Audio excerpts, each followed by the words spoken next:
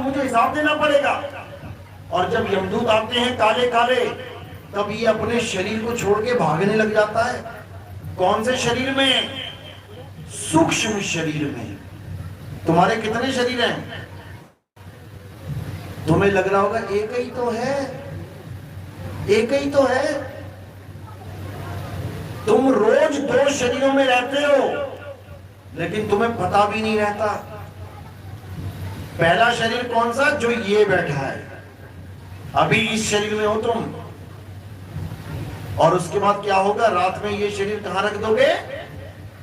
बिस्तर पे। और तुम कहां चले जाओगे? जंगल में, गंगा में, तीर्थों में, झगड़ने। कोई घर में कोई नेता है तो वो भाषण दे रहा है, वो कौन से शरीर में भाषण दे रहा है भाई? फिर बड़े बड़े शेर आएंगे, तुम भागोगे, शेर पीछे पीछे, तुम आगे आगे, अपना शरीर बचाने के लिए भाग रहे हो। वो कौन सा शरीर है?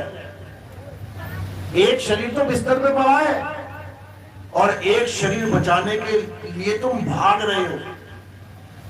वो है सूक्ष्म शरीर। उसी शरीर को कौन पकड़ते हैं? यमदूत पकड़ते हैं आके। स्थूल पड़ा रह जाता है बेड पे और यमदूत पकड़ के तुम्हें ले जाते हैं बैतरणी नदी में। खूब डुबकियां लगवाएंगे मगरमच्छों के बीच में, घड़ियालों के बीच में। और ये मगरमच्छ घड़ियाल होते हैं। सपने में जब शेर आता है, सांप आता है, तब ये थोड़ी नहीं कहते हो अरे छोड़ यार सपना है। ये कहते हो कि अरे ये तो सपना है। भागते हो जान बचा के। किसको सपने में सांप दिखाई देते हैं? हाथ खड़े करो जरा। सपने में ज्यादा सांप दिखते हैं, रोज दिखेंगे और रोज भागते भागते फिरोगे तुम। एक बार कह के देख लेना सांप के आगे, अरे तो सपना है। नहीं कह पाओगे, क्योंकि उस समय वो सब सत्य लगता है, जैसे यहां सत्य लग रहा है। तुम्हें पता भी नहीं होता कि मैं कौन से शरीर में बैठा हूं इस वक्त। तो सूक्ष्म शरीर को पकड़ के यमदूत ले जाते हैं और भाले मार मार के, सिर पे गदे मार मार के तुम्हारी हालत खराब कर देते हैं। क्यों? क्योंकि तुम्हें आत्म ज्ञान नहीं है। अगर तुम्हें आत्म ज्ञान हो तो किसी की मजाल नहीं है तुम्हें पकड़ रहे। जब इस आत्मा को शस्त्र काट नहीं सकता, अग्नि जला नहीं सकती, वायु सुखा नहीं सकती, जल भिगो नहीं सकता, तो यमदूत कैसे पकड़ेगा? यमदूत भी नहीं पकड़ सकता। लेकिन तुम्हें ज्ञान तो हो, करना क्या है? बस इसी की कमी है हम सब में। बाकी हम पूरे धार्मिक हैं, लाल कपड़े, पीले कपड़े, हरे कपड़े सब पहन लेते हैं, लंबा टीका, कोई टोपी लगा ली, कोई दाढ़ी बढ़ा ली, पगड़ी पहन ली, सब कुछ कर लेते हैं, गले में क्रॉस लगा लिया, सब कुछ कर लिया हमने। लेकिन जो असली चीज है वो नहीं कर पाए। और असली चीज क्या है?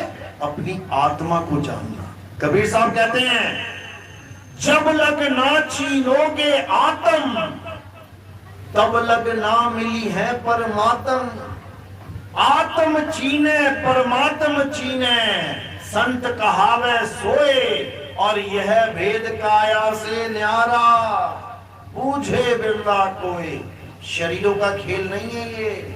शरीर तो पड़े रह जाएंगे मिट्टी में, मिट्टी में मिट्टी हो जाएगा। ये शरीर मिट्टी है कि नहीं है? है। तो क्यों सजा रखा है मिट्टी? मिट्टी क्यों सजा रखा है? मिट्टी को सोने से सजा रखा है। बताओ, तो मिट्टी का घड़ा लेके आते हो, उसको सोने की बालियां पहनाओगे, उसको सोने के हार पहनाओगे। इस मिट्टी को तुमने सोने में मर रखा है। सोना महंगा है कि मिट्टी? सोना महंगा है कि मिट्टी? तो यानी तुम तो किसी काम के नहीं है, तो मिट्टी के भाव बिक जाओगे। तुम मिट्टी के भाव बिकोगे। तुम्हें पता ही नहीं है कि जब तुम्हारी मौत होगी तो तुम्हारे घर वालों की नजर सोने पे होगी, मिट्टी पे नहीं होगी। कहेंगे मिट्टी मिट्टी ले जाओ, सोना दे दो। समझ रहे हो? ये है तुम्हारी कीमत। तुम अपने आप को मिट्टी नहीं मानते। अभी मैंने कह दिया तुम मिट्टी हो, तुम ये सजना छोड़ दो, कोई नहीं छोड़ेगा। तुम अपने आप को मिट्टी नहीं मान सकते, लेकिन तुमने भगवान को मिट्टी मान लिया। कितने बड़े बेवकूफ हो तुम।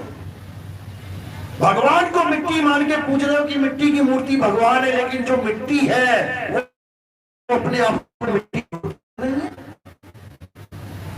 यही अज्ञान है। तुम भी मिट्टी नहीं हो, भगवान भी मिट्टी नहीं है।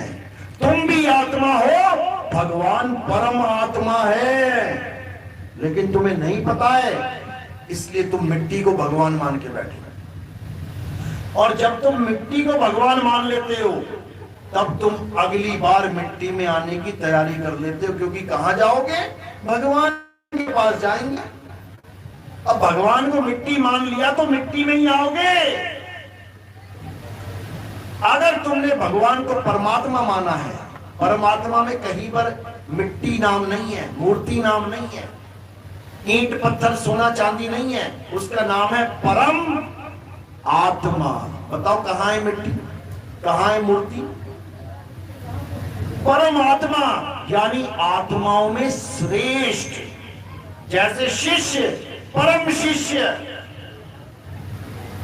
शिष्य तो सारे हैं, लेकिन परम क्या है? ज्ञानी, परम ज्ञानी। इसी प्रकार आत्मा, यानी हम जीवात्मा हैं। जीवात्माओं में सबसे श्रेष्ठ परम आत्मा।